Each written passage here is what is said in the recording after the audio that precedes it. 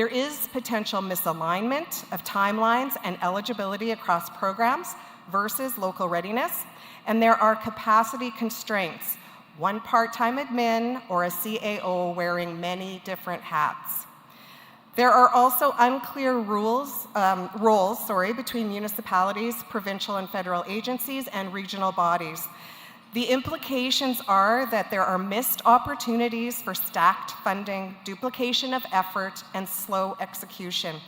There's inconsistent regional messaging to investors and funders, and project ideas stall because there's no shared pipeline or a who does what clarity. The majority of municipal planning does not extend beyond 12 months. So planning is short-term, and collaboration in economic development is still the exception and not the rule. Only 22% have established economic development plans and are working on plan implementation. Think about that for your own community. Are you planning beyond the next 12 months? Are you coordinating with your neighbors on economic development? If that is not happening, let's look at the potential implications. There is likely a lack of readiness to capitalize on opportunities. Funding that is pursued is reactive instead of strategically based on local and regional assets and opportunity identification. It's hard to measure success or maintain momentum through council or staff turnover. And there's lower investment readiness. There's no current land inventory or no shovel-ready packages, and there's no defined value proposition. 43% of municipalities do pool resources with neighboring communities, but only 30% collaborate in the area of economic development. So pooling is likely occurring for core services like fire or waste management or roads, where benefits are obvious and immediate. Economic development collaboration seems to lag because benefits are diffuse and uneven. For example, who gets the new plant or the jobs coming into the region, or whose tax base is going to increase? Joint ECDev also requires shared branding, governance, and lead sharing protocols. None of this can happen by accident. This means that each municipality is marketing alone, if they even have the capacity to market at all. They're spreading thin budgets and diluting impact. Business retention and expansion, investment attraction, housing, and workforce challenges that are regional by nature don't get regional solutions. Funders often prefer regional applications as well. Going alone can weaken competitiveness for funding. Moving on to business dynamics, it was great to see that many councils said that they are pro-business. In fact, 69% supported that statement, but only 23% make regular visits to local business to discuss needs or future plans. Few, actually only 4%, check on the progress of new businesses to see if they need help or to gather feedback. It seems that many business councils believe they are pro-business because they are supportive of growth in principle. But the data shows they are not practicing the behaviors that define a genuinely pro-business culture. Municipalities are not treating new businesses as investments that need nurturing. There are missed opportunities to support business growth and/or retention. 47% of local governments provide incentive packages or programs for new and existing businesses, which is actually pretty great, but only 18% had available land for sale and incentives, and only 31% had available land for sale with sewer and water capacity to support growth. This disconnect suggests incentives may not match actual community capacity, incentives may not match actual business needs, and businesses may not know incentives exist because municipalities are not talking to them regularly. Incentives are important, but incentives with purpose are strategic. Moving on to marketing, 33% of communities incorporate economic development on their website or have a dedicated economic development microsite. Most communities lack a basic digital presence for investor and resident attraction. Without easily accessible information such as land availability, incentives, workforce data, or contact points, entrepreneurs cannot evaluate opportunities. This suggests municipalities are not investment ready in the digital AI environment, where initial research now occurs. Only 24% of communities have a community profile or prospectus. The majority of communities are not packaging or communicating their value proposition, meaning they are reactive rather than proactive. Potential businesses and residents must do their own research, or they just skip the community altogether. I encourage you to take out your phones. You usually don't hear that during a presentation, but I encourage you to take out your phone and Google or use your preferred AI platform and put in your community's name and economic development. What comes up? Is it what you want people to see, or does anything come up at all? Here's the tough reality. In today's digital world, if your community does not have a strong online presence, you are invisible to investors and entrepreneurs, whether they are local or external, and even to new residents looking for a place to relocate. Are we marketing our communities like we mean it? 32% maintain an inventory of commercial and industrial buildings and sites for sale. Without a maintained property inventory, municipalities cannot respond quickly to inquiries. Opportunities are easy to miss when basic data is not available. Only 19% of commercial and industrial properties are marketed in other channels, like real estate websites, news media, even social media. Communities rely heavily on passive visibility, hoping businesses will find them, rather than pushing out a consistent message. Without marketing, communities cannot compete regionally or nationally for talent, business, or investment. Only 14% of communities actively recruit targeted businesses and industries. Communities are relying on chance rather than intelligence-driven recruitment. Communities are essentially waiting for opportunities instead of creating them. So, I need to go back. I'm going to go off script a little bit. So while I was going through this presentation, I was really curious what would happen if I used AI to site select as an entrepreneur in 3 highly identified areas that municipalities keep telling me they want to attract: agri-tech, manufacturing, and value-added food. So I used Copilot to research. Here's what I entered into Copilot.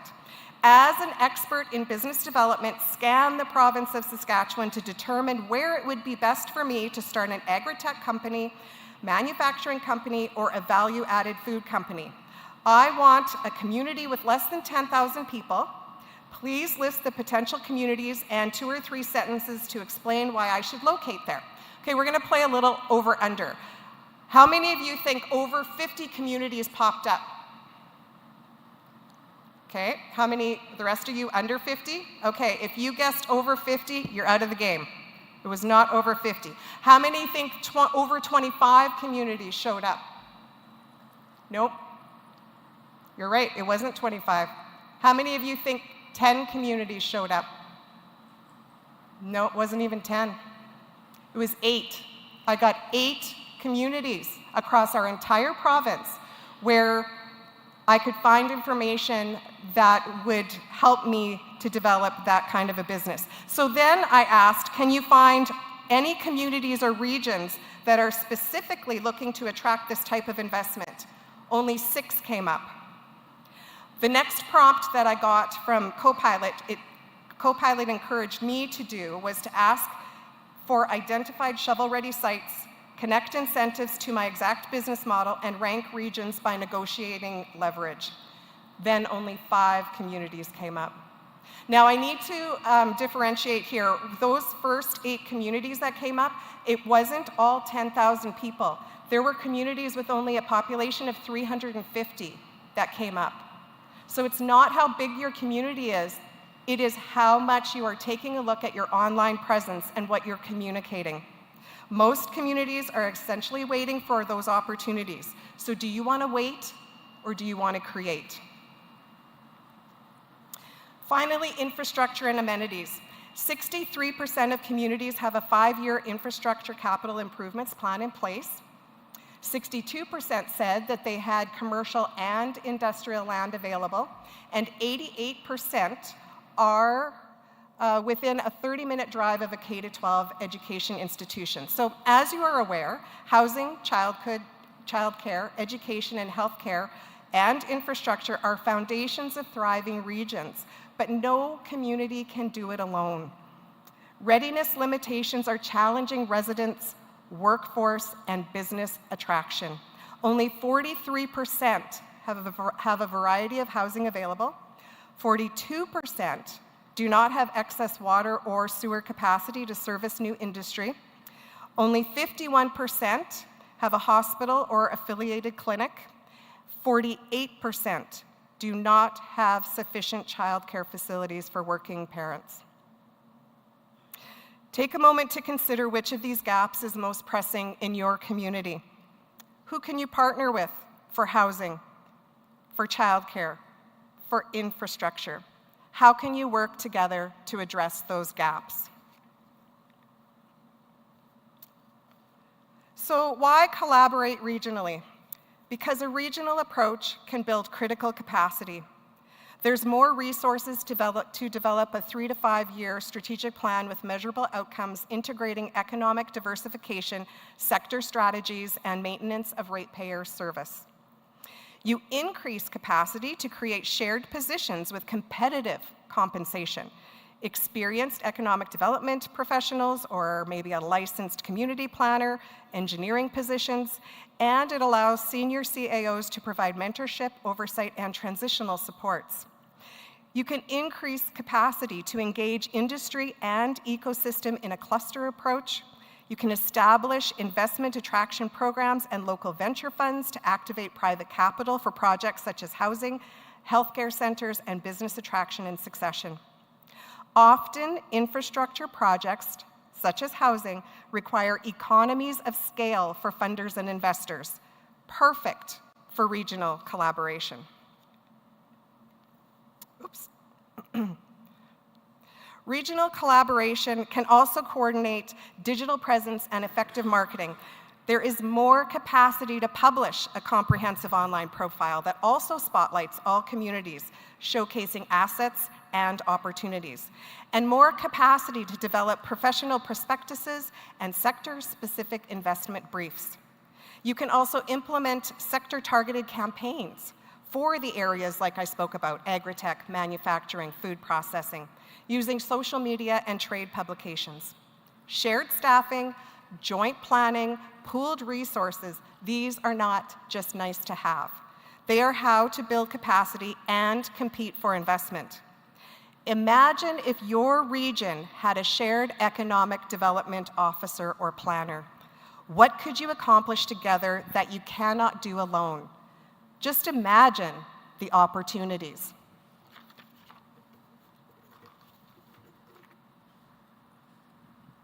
Thanks, Jackie. So as we transition to Barry and Janelle, just a note back on the marketing data. We are working with 3 groups of communities right now, helping them establish a regional website. And certainly we're taking their regional advantages and assets, but it's not at the cost of the individual sense of place of those communities. Those communities are still represented with their own autonomy. So I wanted to mention that from a marketing perspective. So I'll turn it over to Barry and Janelle. All right, thank you very much. That was amazing, Jackie, by the way. That was really good lead into what we're doing. So good afternoon, everyone, and thank you for taking the time to be here today. We really do appreciate the opportunity to share our work with you. My name is Barry Morishita, and this is my partner, Janelle Saskew, and together we are Municipal Empowerment Strategies, and our focus is helping municipalities build these sustainable, practical, and achievable solutions that are grounded in real-world experience. We bring over 40 years of experience in municipal leadership, governance, and regional collaboration. We've sat at the council table, we've worked alongside administrations, and we've supported communities through complex and often difficult decisions. It's our lived experience that helps inform how we approach this work. But this is not about forcing change, and it's not about predetermined outcomes. It's about creating a shared understanding of the pressures that we are all facing and working together to explore smarter, more sustainable ways to respond. What we'll walk you through today reflects both what we're seeing across municipalities more broadly and what we heard directly from our MSMA members.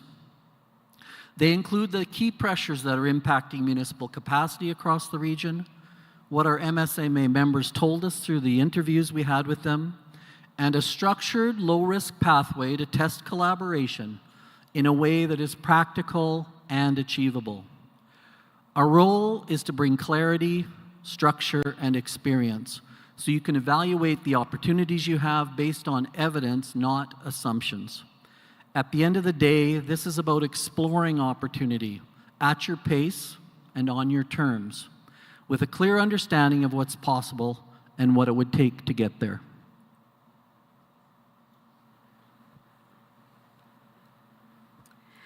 Every municipality we spoke with, we heard a very consistent story, one that reflects in what we've seen in communities across our work. Expectations are continuing to rise. Residents expect more, and in some cases, rightfully so. And at the same time, capacity is being stretched. Staff are taking on more and more. We're balancing multiple roles, and we're managing increases in complexity with limited resources. And we're also seeing real workforce challenges.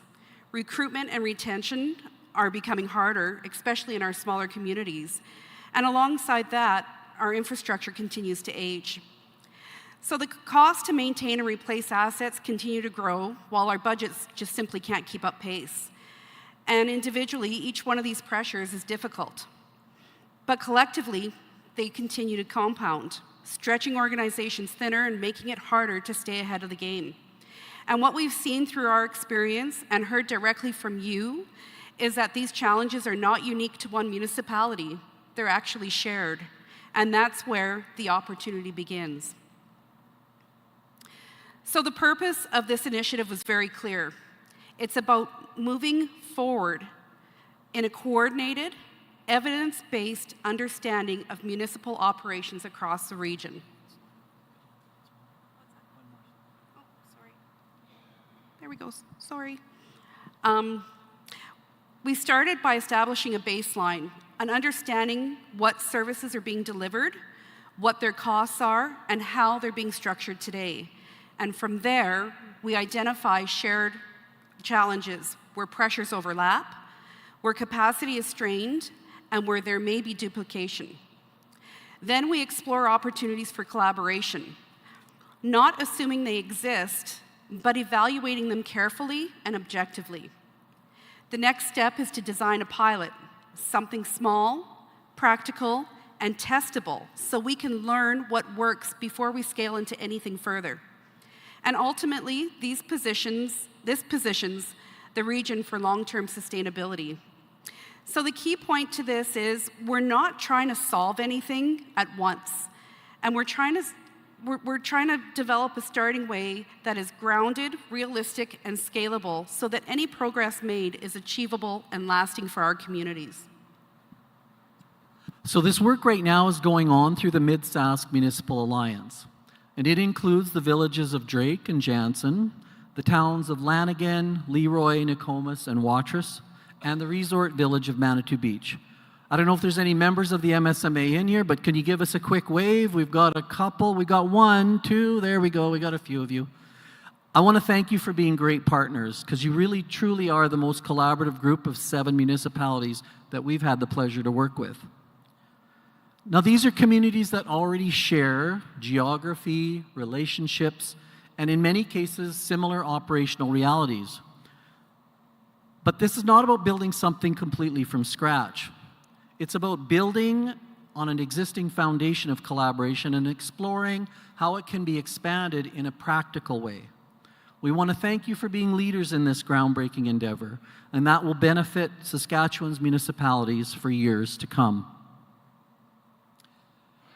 This initiative is supported by the Targeted Sector Support Program, and we want to thank the Government of Saskatchewan, SUMA, and our participating municipalities. The fact that this work is funded is important, and it signals that there is a recognition, and we're really happy to see that at the provincial level, that municipalities need new tools and new approaches to address growing pressures. But this also comes with an understanding. Sure, our exploration is funded, but implementation, especially the transitioning of those services, will require additional support and partnership. And we'll come back to that at the end. One of the most important components of our work was listening to our municipalities, and that's where our approach at Municipal Empowerment Strategy starts. We don't come in with answers. We work with our municipalities to understand your specific realities. And what we heard was really consistent. Our communities have capacity pressures, recruitment and retention challenges, increasing regulatory complexities, and a strong desire to maintain or improve service levels for all of their residents. And at the same time, there were also very real concerns about regional collaboration, and that's fine. There was a perceived loss of local control, cost shifting from one municipality to another, impacts on staff, including a fear of job loss, governance complexities, and the political risk elected officials may see within their communities. From our experience, that tells us this: collaboration isn't just operational, it's about trust. And our role is to help create a process that is practical, phased, and transparent, so municipalities can move forward with confidence as well as well-managed risks. Not every service area is ready for collaboration, and that's okay. In fact, from our experience, trying to do too much too quickly is often where efforts break down. And what we're seeing, both through this work and other municipalities, is that the strongest alignment exists in areas where operational benefit is clear and the political risk is low. This includes areas like planning and development administration, HR policy and compliance support, asset management frameworks, procurement coordination, as well as back office opportunities like shared services, training, and technology platforms. These are areas where municipalities can work together, see the results, and build confidence without taking on unnecessary risks. More complex areas like frontline services or governance restructuring, they are important, but they're future conversations and not where we start. So the approach is simple. Start where success is most likely, and that's exactly what leads us to the pathway we're creating: a structured, step-by-step approach to test collaboration, manage risk, and build something that will continue to grow with time. We've developed a phased pathway to collaboration, one that's practical, achievable, and grounded in how municipalities actually operate. And again, that's where Municipal Empowerment Strategies brings value. We turn a complex regional conversation into a clear, step-by-step process that reduces risk and builds confidence for our communities. Phase 1, that's the foundation. This is the work that we do within the first 6 months of the project. We confirm participation, establish governance, develop cost allocation principles, and identify 1 or 2 pilot service areas. The focus here is about clarity and trust. Phase 2 is a pilot implementation.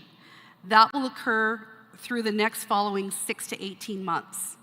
This is where services are transitions, agreements are formalized, and the performance is tracked transparently. Phase 3 is a final phase where we do evaluation and expansion. We assess the results, and councils will decide what to do next. The key point here is just simple. This is not a leap. It's a structured, practical pathway to build something that is achievable and sustainable over time for the municipalities. So we also want to be very clear that this approach is designed to manage risk. And from our experience, successful collaboration only happens when municipalities feel protected. Our risk-informed design principles are built to do exactly that. So the local voice is preserved. Council retains full authority. Nothing changes without your decision. Costing is transparent. There are no surprises, no hidden shifts. Everything is clear and understood upfront. Participation is voluntary. There are defined entry and exit points, so municipalities remain in control at every stage. Collaboration is service-specific. This is not all or nothing. You choose where it makes sense for you and your community. Performance will also be measured and reported so that decisions get to be based on results and not assumptions. And critically, financial neutrality is a core requirement. No municipality is subsidizing another. What we create is a foundation for long-term trust by working together. We keep in mind that success in one area will build the confidence to explore the next. So again, this isn't about eliminating risk. That is impossible. But it is about managing it responsibly in a way that allows municipalities to move forward with confidence. So what comes next? There are 3 key pieces required to move this forward. First, we need political commitment. Councils need to be comfortable with a pilot approach, willing to identify where it makes sense to start, but they must commit to that process. Second, we need administrative commitment. This requires leadership, coordination, and the capacity to move those ideas into implementation. And third, we need financial resources committed. And this is an investment required to move the strategy from strategy into action, particularly, again, to support those service transitions and ensure that pilots are set up for success. And this really is where the provincial partnership becomes critical. We believe there is a real opportunity for the province of Saskatchewan to provide targeted financial support, particularly for smaller communities that may not otherwise have the capacity to participate. That support helps remove that barrier from the front end, but more importantly, it unlocks long-term benefits for the entire province and the region. And by participating with municipalities to enable broader participation and collaboration, the province of Saskatchewan can build stronger, more viable communities.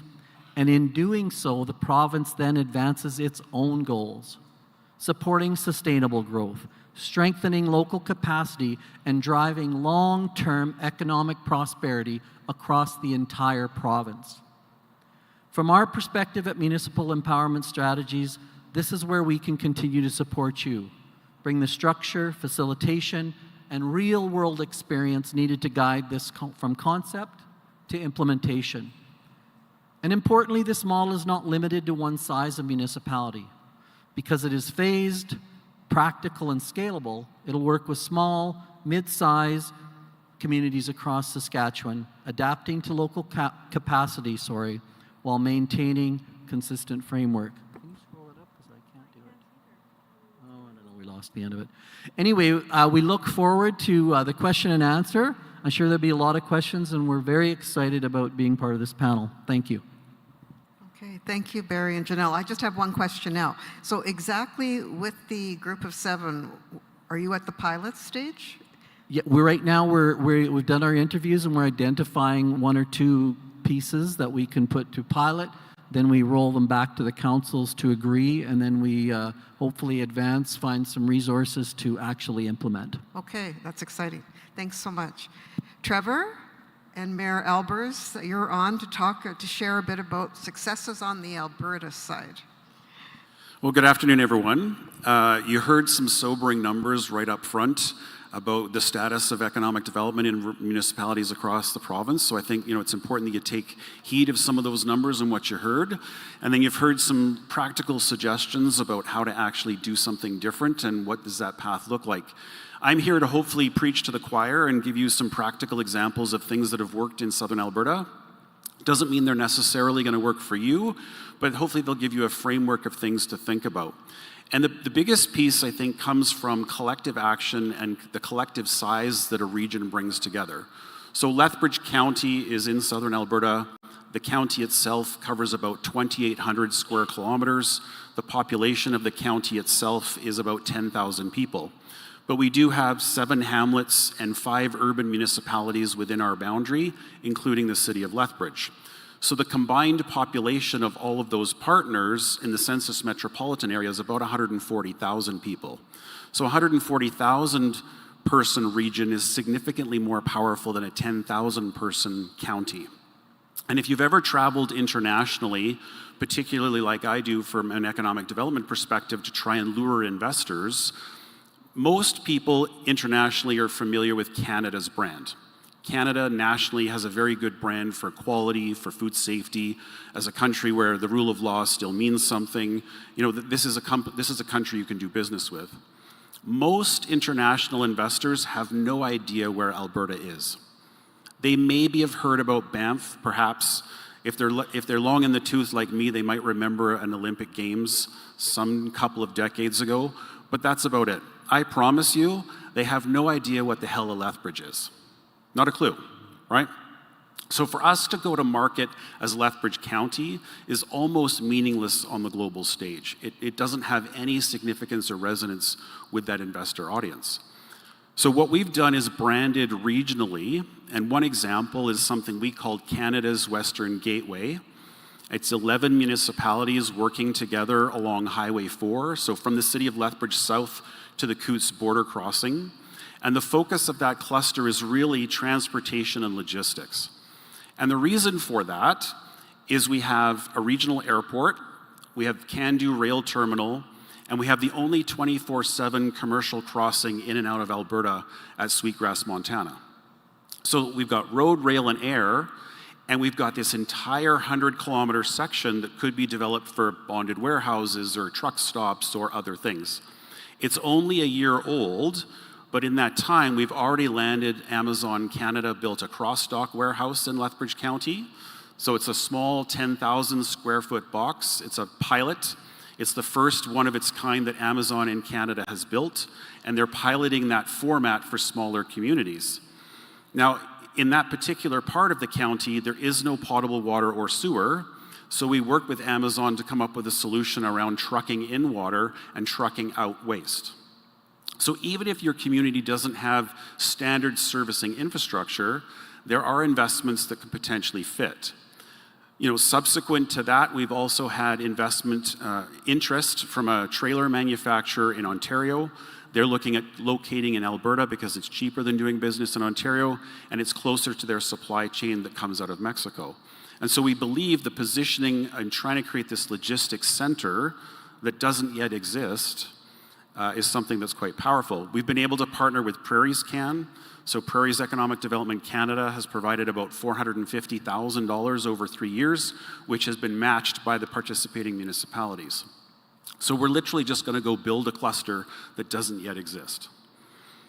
Conversely to that, the Southern Alberta Alternative Energy Partnership, which is like the worst name ever, because that's like the longest acronym you could possibly come up with, is really focused on renewable energies. And it's existed for over 20 years. Prior to my existence, there were many foresightful people in the region that put together an economic alliance that basically covers from the BC border to the Saskatchewan border. It's effectively almost 50 municipalities represented by regional alliances, and the whole focus is to lure investment in wind and solar and storage and geothermal, as well as recognize those communities that don't want that kind of investment. I don't know if you've been watching the news, but renewables in Alberta is a bit of a hot potato.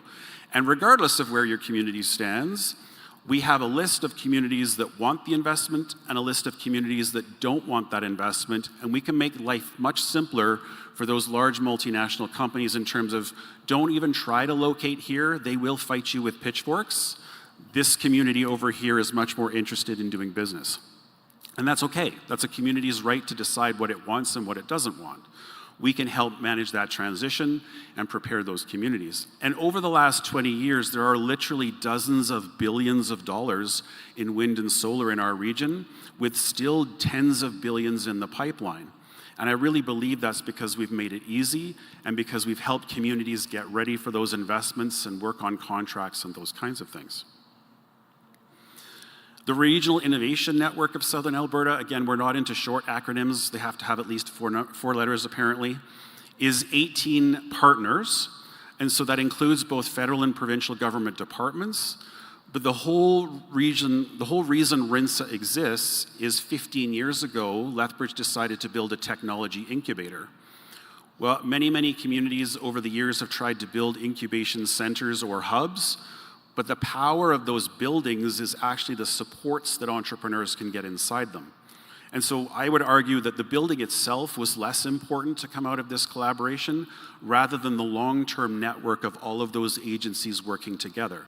And literally, someone will come in with a file, an entrepreneur with a startup for whatever company they have, and that file will get reviewed by everyone sitting around the room to figure out who can best support them. So sometimes it's Lethbridge Polytechnic. Hey, maybe they need prototyping. We've got a 3D modeling lab, bring them over here. Sometimes it might be NRC IRAP, which is a federal program, so they get funneled over there. But it's a one intake system, and all of those partners sitting around the table are there to figure out who is best able to support. No one organization owns the client. The client gets funneled wherever they need to go. And I think you can see from the impact column there, the provincial government did a 10-year review of RINSA, and at the 10-year anniversary, they calculated that it had helped create 2,500 jobs and almost 450 million in GDP over those 10 years. And again, this is a community of roughly 100,000 people, right? The Southern Alberta Investment and Trade Initiative is 2 regional alliances and 2 other organizations, including Lethbridge County. The only focus is foreign direct investment. That's all SADI does. And last year, we had over 100 million views of some of our videos. I just posted one this morning that it's AI generated, but it shows potato chips growing on trees. We have a lot of potato processing in our region, and we thought a tongue-in-cheek sort of presentation would capture people's attention. But all it does is market externally our region. And our philosophy is we want to get the investment to the region over, say, Saskatchewan. We want to get the investment to our region, and then ultimately each community in the region is going to put their best foot forward, and the company is going to decide where it makes sense for their business, right? Companies don't care where the black lines are on the map. They're not interested in which jurisdiction is what. They're going to find the site selection that makes sense for the infrastructure they need, or the workforce they need, or the housing that they need. Our job is simply to get them there, and then each community will try and put together a pitch that makes sense. And then the last one that I think we're most proud of is Canada's Premier Food Corridor, which is 5 municipalities along Highway 3. It's about a 50-kilometer stretch of highway. Very focused, it's sector focused on building the value-added agri-food in our region. And again, it's one partner that holds the contract with Prairies Can, municipalities contribute. Now, a lot of people have said, well, how did you decide that you were Canada's Premier Food Corridor? Because the website was available. And what really pushed it over the edge, because this started a number of years ago, what actually caused the creation was Calgary Economic Development. Calgary Economic Development published a video, and they talked about how Calgary was the agri-food hub of Canada. And every image in their video showed Southern Alberta. So quite frankly, it pissed us off. And so we said, we got to do something about this. Let's get together. And so we did that. We started building a website. We started putting together the brand. We started getting it out there. And then Premier Kenney, Jason Kenney was Premier at the time, he was coming to Taber to do an announcement on the twinning of Highway 3 that transects the food corridor. And so we talked to the Premier's office and we said, hey, we just need the Premier at some point in his speech to say, isn't it great to be here in the heart of Canada's premier food corridor? He did that 3 times in his speech, and it lit the world on fire. Every newspaper outlet, every media outlet wanted to know what the heck that was. And every government bureaucrat that had never heard that phrase before, all of a sudden was interested in understanding and supporting Canada's premier food corridor because the Premier said it was awesome, therefore it must be, right? So I guess my point of those examples is some of them have literally delivered billions of dollars of investment. Some of them are sector specific, some of them are geography specific, but all of them started with regional partners getting together to want to try and build something. And Canada's premier food corridor, there was no MOU for the first 4 years. It was literally done on a handshake over the boardroom table because we were upset at Calgary's video, right? So anything, I guess, is possible is what I'm trying to say to you. I'll hand it over to the Mayor, and then I've got one slide after that. Pass it one slide. Thanks very much, Trevor. The Alberta Hub. The Alberta Hub is a regional economic development alliance that exists basically from 16 Highway just about to Edmonton and go north all the way to just on the south side of Fort McMurray. There's 48 members. We have municipalities, which are both urban and rural, villages, towns, cities. We have the MDs and counties that are involved in that area, as well as First Nations, Métis settlements, universities and colleges, as well as businesses that have been invested. So we have 48 members currently. This structure has been around for some time. It is funded partly by the Government of Alberta, as well as our membership fees from our members. It is the membership money coming from Alberta is coming to an end at the end of 2027. So what you're seeing today, we hope we can hold together, and we truly believe we can. The group, and talking about marketing, that's what we do. We have an Alberta Hub website. Encourage you to go to albertahub.com, and you will see that it represents all our members. Doesn't matter if you're a village, town, city, you're on there, and it also links you to their respective websites if they have it, as we've heard, which is so important when you're marketing. We have an executive director who's on full time. His job is to ensure that the target audience sees Alberta Hub. It then falls to each of the respective members to sell that individual business or investment or attraction that's being talked about on their particular area. But we have agreed as a region how beneficial it is. Representing a city, we know that our neighboring villages and towns will have people that will live there because of the cost of living, the quality of life that they offer may be not offered in the city. We may not have enough accommodation for everybody. They may end up in those neighboring communities. So there's a benefit from that perspective. Each of us play in our own league because it's talked about. You have to be able to attract the individuals and businesses that you can meet. So not everybody's going to attract a potato processor and a French fry manufacturer, but others might be able to start a small equipment manufacturer, as it was noted in Saskatchewan. So from that perspective, really it's the one major area. We've done a lot of work with drones, and drones are something that if you haven't taken a look at, it is the future, folks. Lots of exploration being done in agriculture with spraying and herbicide, mapping fields, those kind of things. Then you move into the defense world. If you've watched the news, you see what happens in the Ukraine and Russia with drones. Very popular. From the other perspective, we know that Amazon and other organizations like that are looking at delivery with drones. So there's a lot of work being done there. The important part, we brought in and we encourage our Indigenous partners. One of our partners had a convenience store built with the help of Hub. We weren't the lead, but we were certainly supported. They created 4 jobs. There was 0 jobs. 4 jobs. Huge number impact percentage-wise, but it was only 4 jobs, but they're pretty excited about those 4 jobs. So that's one of the pieces. One of the other pieces that we've been able to do is leverage funding. through our members, through their membership, as well as accessing both provincial and federal monies for various programs that were talked about earlier. From that perspective, is critical to build that base information that as individual communities, we can't just do that. We don't have the resources. But as a group, the collective group, you can build that kind of transportation information, which we are taking back to the province as a group and speaking up for our region, saying we need investment in transportation, namely our highways, the infrastructure, how important it is. We're also the home of CFB Cold Lake in our region. That is critical. If you haven't followed that, about a $6.5 billion investment. But the highway is in tough shape. So one of the things Hub is doing through a group of the elected officials are lobbying the government of Alberta to redo that highway because there's major issues, as well as encouraging another $500 million in our region for highway maintenance. So working as a group, we bring a stronger voice together for everybody in our group. It's a good model. It's not the perfect model. Some members don't always feel that they're getting their value, but as an example, for the membership, we offer about a $16,000 value just in marketing because of our website and the work that's done, and we've been able to leverage some of the government money to help build that. So there's opportunity working together. Thanks. Totally agree with everything you said. Now, I have a confession to make. In addition to being an economic developer over the last decade, I'm a recovering politician.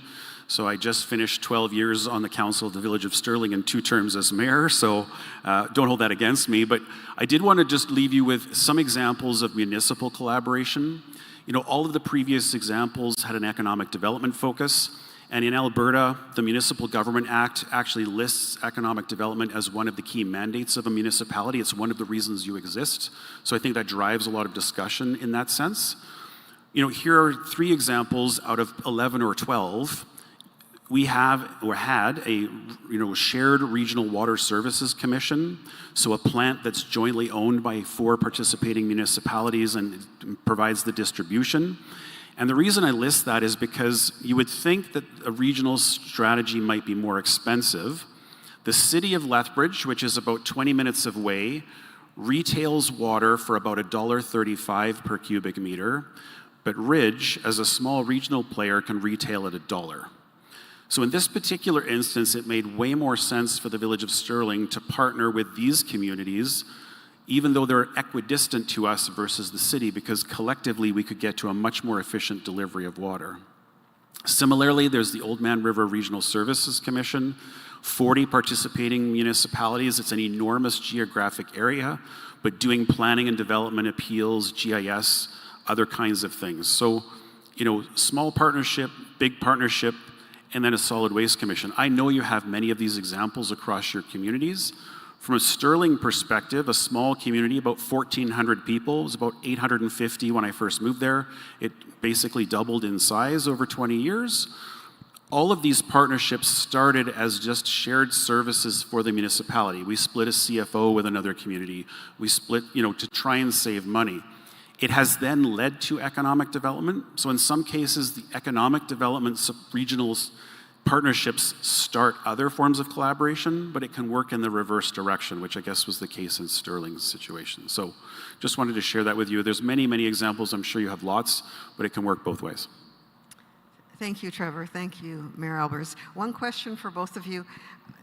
From all those examples, are there any that would not be transferable to Saskatchewan in your mind?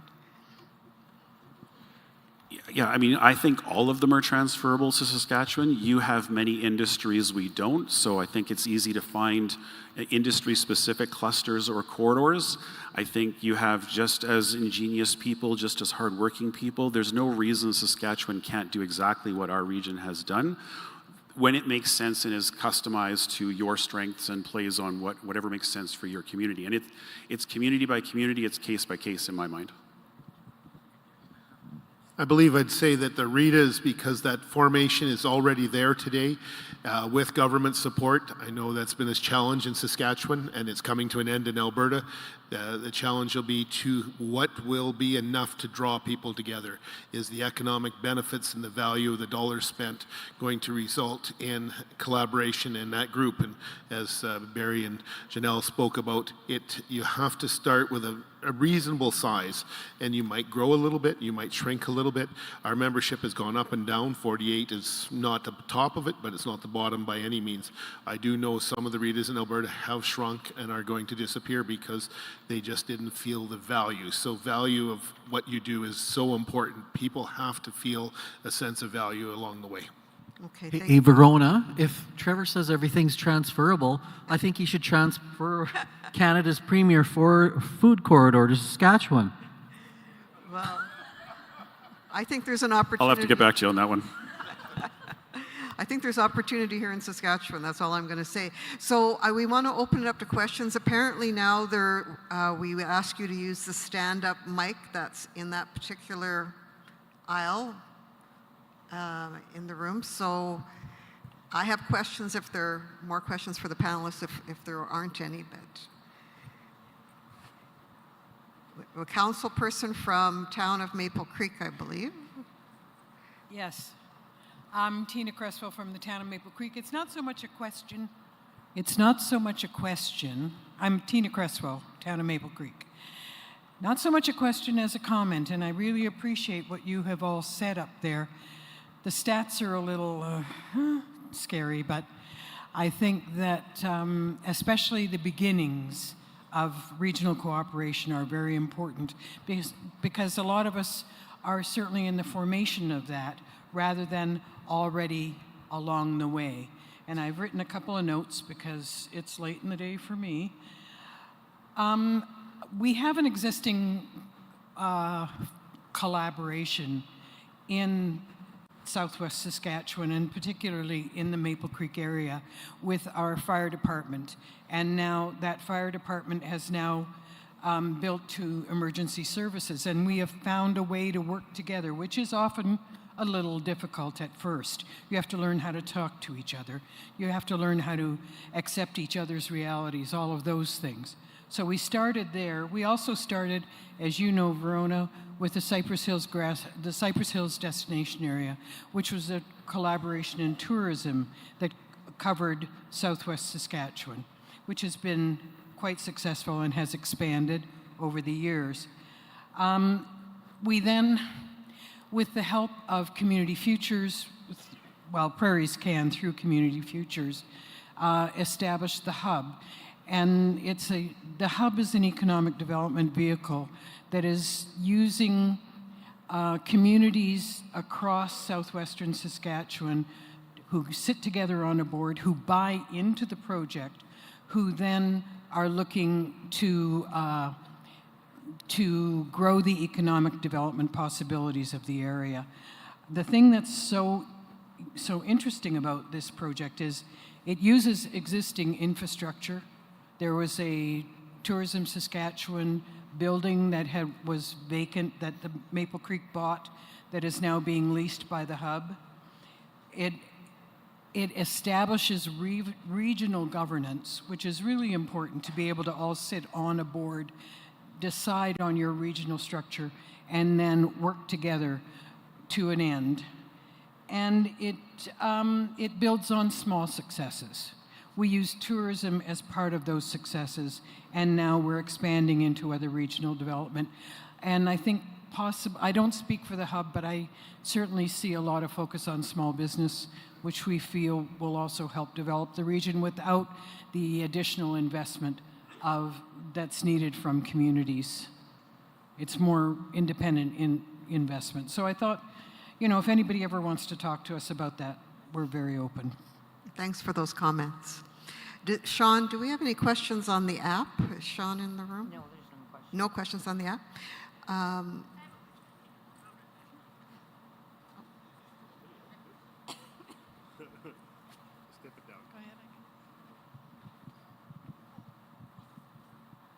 Okay.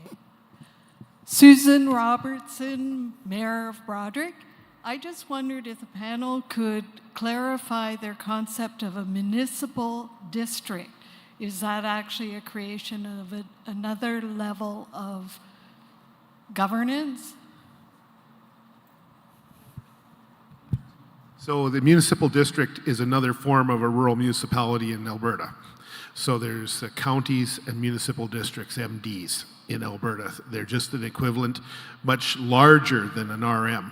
In our Saskatchewan, we have 299 rural municipalities. Correct me if I'm wrong, but I think there's around 60 to 70 total rural municipalities in all of Alberta, and that's right to the very top end of the province. So an MD or municipal district in Alberta is a municipal form of government, just similar to an RM, but much larger.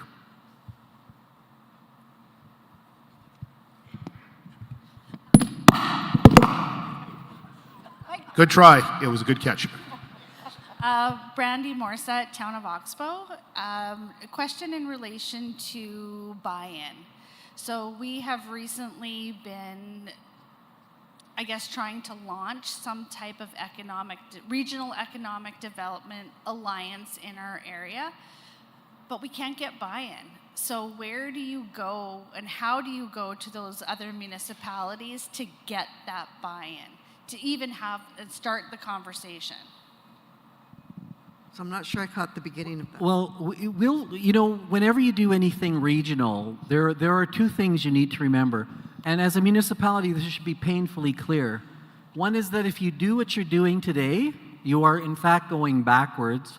So standing there not buying in is not an option of, moving forward. The other thing is to be brutally honest about what you're trying to do. Brutally honest. And one of the things, when I took the job as the executive director and I was measuring the ability of these 7 municipalities to think regionally, the first thing I said to them was, by regional, that doesn't mean everybody gets exactly the same thing. Regional means that some people might get the first shiny thing, but the region benefits. You might get the 7th thing. And if you're not prepared to be in that as far as buy-in goes, be prepared to be part of the group, then honestly don't bother having them in the group. I think it's okay to find the like-minded people, even if it's more than one. And you start there. Because sooner or later, hopefully, some others come and join your train. So don't try to get a big group together because it maybe fits geographically. Start with 2 willing partners, even if there's 4 municipalities in between you. Start there, and then you show some success, people will get on board. And ensuring that the support is there as well, right? And again, I think that's where we see so many of these projects don't succeed because, like I said, we think that we need to shoot for the stars immediately, and that's not the case. Find something that's attainable, that everybody will support, and that you can build upon. And that's exactly what we talked about in our presentation. And start with a small group, a small glue, your trading area, and then expand. Nora has some comments to make. So we are now at 5 minutes to the hour. So we're going to do these last 3 questions, and then we will move on. Sean, you don't see any, okay, none in the app, so. Hello, my name is Joan Cornell. I'm the mayor of a small town of La Flèche. And yes, we do have an economic development strategic plan. I just want to make a comment regarding any attempts at communities to bring industry in, and that's to make sure they have the backing of the government. And I'm making that comment because I'm staring enviously, I believe it's Barrie. I worked in economic development, and I worked in a community called Outlook, where Lamb Weston was going to build a fry factory, and our provincial government of the day pretty well told them where they could go in terms of where they could build their plant. So we went, and I talked to the engineers, and the engineers said, we don't know why your government's trying to steer us down toward Moose Jaw. We don't want to haul dirt and water down there. because that's the cost. And your government stepped in and said, what can we do to get you here? And the Lamb Weston said, we need this, this, and this. You got it all. And our government was literally telling them where they had to go and what they had to do. So it's very important, if you attract or you think you're attracting an industry, get into the government and make sure they support you and don't work against you. Yeah, thank you for that. I think it's important to remember there's a triple helix in investment. Government is one of the pillars of the three. Industry is the second. And then, of course, the third one is usually academia. And so any economic development initiative should be aligned with other levels of government. So, right, wrong, or indifferent, the federal government for the last number of years has had the Green Prairie Economy Strategy. Every federal grant has an element of how are you accomplishing the Green Prairie Economy Strategy. So if whatever you're working on isn't aligned with that, you're not going to get funding. So to your point, you have to know what your other levels of government are working on or educate them what's in it for them. But more importantly, if you do not have industry at the table, if your local business community is not involved or is not helping you with those priorities, you are doomed to fail. No municipal government will sustain an economic development initiative without industry support, is Trevor's personal opinion. And so it's really critical that you have alignment across the board, right? And right out of the gate, otherwise you're going to be spending a lot of time and energy, I think. Jason Mancinelli, City of Regina. I'm sorry, we can't hear you, sir. Sorry. Jason Mancinelli, City of Regina. I wanted to say thank you to the 7 communities in the pilot project. I think that this is so important to our province, and hats off to your cooperation. Knowing that Saskatchewan has as many municipal governance agencies as Manitoba, Alberta, and BC combined, I noticed in the pilot project there's no mention of any RMs. Are the RMs participating, or are they separate from the municipalities who are for the pilot project? Jason, we're not getting your Sorry. I think if you can be as loud as you can be, it's not feeding back on the stage. Okay, I'll be this loud then. I want to say thank you to the communities who are cooperating. I noticed that Saskatchewan has as many municipal agencies as Manitoba, Alberta, and BC combined. I also noted in the presentation for the pilot projects there was no mention of any RMs. Is there any RM participation in the pilot project, or is this urban municipalities only again? Yours. There's no RMs in this particular. No, it's an urban project. No, there are no RMs. We would love to have them, but as I said to you earlier, if they're not willing, they just, it doesn't matter whether they're an RM or another urban whatever. If they're not in it, if they're not committed, they drag it down. We're just getting started. We want to build something really good, and we're hoping it's going to be good, like so good that the RMs will eventually join us. But we start there. To start to try to have everybody on the train at the beginning, it just doesn't work. Never seen it work. Noting the reorganization of Alberta's example of success and Saskatchewan's never having reorganized, is that not a brick in the way of getting this done, potentially? Has that been talked about in Saskatchewan at all? With so many agencies and so many voices at the table, can we actually organize? Is it time to reorganize our province for success? Yeah, no it's one the same. comment. It is the same problem in the Saskatchewan side. It's not perfect on Alberta, but I think I know where you're going, Jason, is how do we get more cooperation between rural and urban? And I think that's the biggest question that we could spend an entire conference on, let alone all the things we're going to cover the rest of this week at SUMA. We've been down this road a few years ago, but we won't talk about that at this point. But it is a challenge, and it's something that it's going to take the will of people in Saskatchewan. And I don't know how, trust me, I've been thinking about this for 9.5 years as the role of mayor, because I see two sides. And how do I help the other side? Because I was born and raised in Saskatchewan. That's where my blood started. And so I've got some deep roots here, but it's challenging because we're changing 120 years of history. I'll say that right now. And that's Manitoba, Alberta, and BC, New Brunswick, everyone else managed to do it. And yeah. Thank you. Nope, you're right. We go down a whole different political discussion on that one today. Dennis Helmuth, Mayor, Town of Rosthern. Appreciate the conversation. Much of it resonates very closely. And Gerald, be patient, because I've been part of the conversation for almost 30 years. It can happen. Sometimes it feels like cooperation is 2 steps forward and 3 backwards.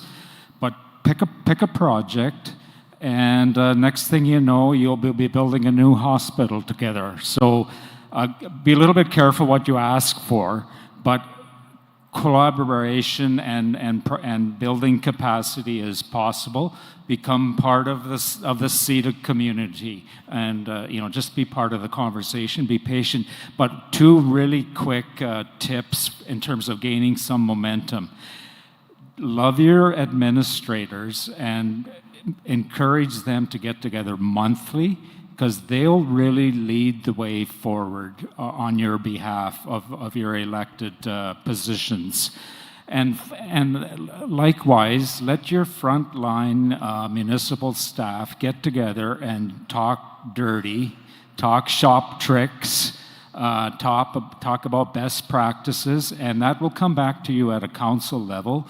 And when you have your soldiers out there doing the heavy lifting, it really, really helps to gain capacity. So stick with it, and it is within reach, but with a lot of hard work. Thank you. Okay, so we are at the 4 o'clock hour, and I would like to thank all of the panel that's here. They have given us many things to consider.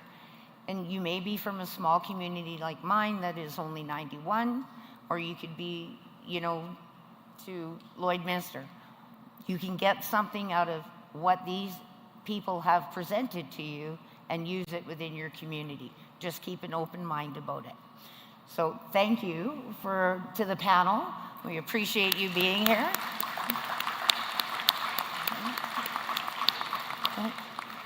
We'd also like to thank our sponsor, Canada Life. I'm sorry that somebody couldn't be here for it, but their loss, not ours.